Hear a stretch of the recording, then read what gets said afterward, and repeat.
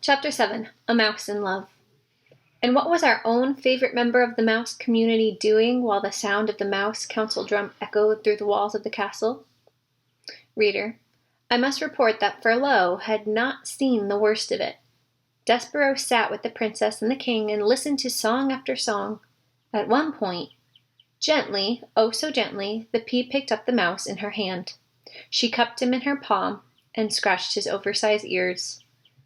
"You have lovely ears," the pea said to him. "They are like small pieces of velvet." Despereaux thought that he might faint with the pleasure of someone referring to his ears as small and lovely. He laid his tail against the pea's wrist to steady himself, and he felt the princess's pulse, the pounding of her heart, and his own heart immediately took up the rhythm of hers. "Papa," the pea said when the music was over, "I'm going to keep this mouse. We are going to be great friends." The king looked at Despereaux, cupped in his daughter's hands. He narrowed his eyes. "A mouse," he muttered. "A rodent." "What?" said the pea. "Put it down," the king commanded. "No," said the pea, who was a person not at all used to being told what to do. "I mean, why should I?" "Because I told you to." "But why?" protested the pea. "Because it's a mouse." "I know. I'm the one who told you he was a mouse." "I wasn't thinking," said the king. "Thinking of what?" "Your mother, the queen." "My mother," said the pea sadly. "Mice are rodents," said the king. He adjusted his crown. "They are related to rats. You know how we feel about rats. You know of our own dark history with rats." The pea shuddered. "But Papa," she said, "he is not a rat. He's a mouse. There's a difference."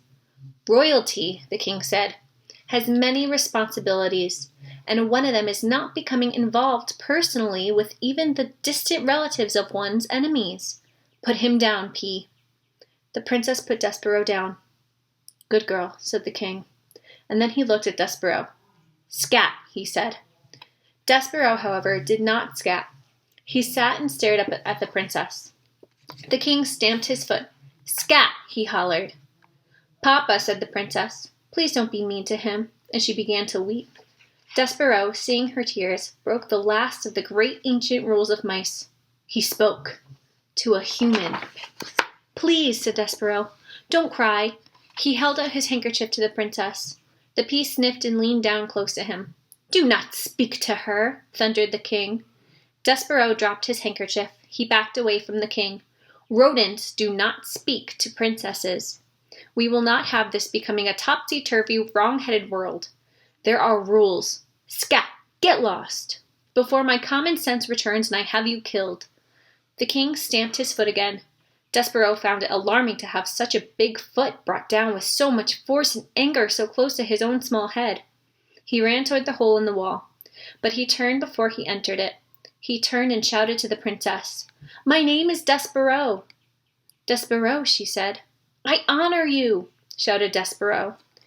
"I honor you" was what the knight said to the fair maiden in the story that Despereaux read every day in the book in the library. Despereaux had muttered the phrase often to himself, but he had never before this evening had occasion to use it when speaking to someone else. "Get out of here," shouted the king, stamping his foot harder and then harder still, so it seemed as if the whole castle, the very world, were shaking. "Rodents know nothing of honor." Despereaux ran into the hole, and from there he looked out at the princess. She had picked up his handkerchief, and she was looking at him, right directly into his soul.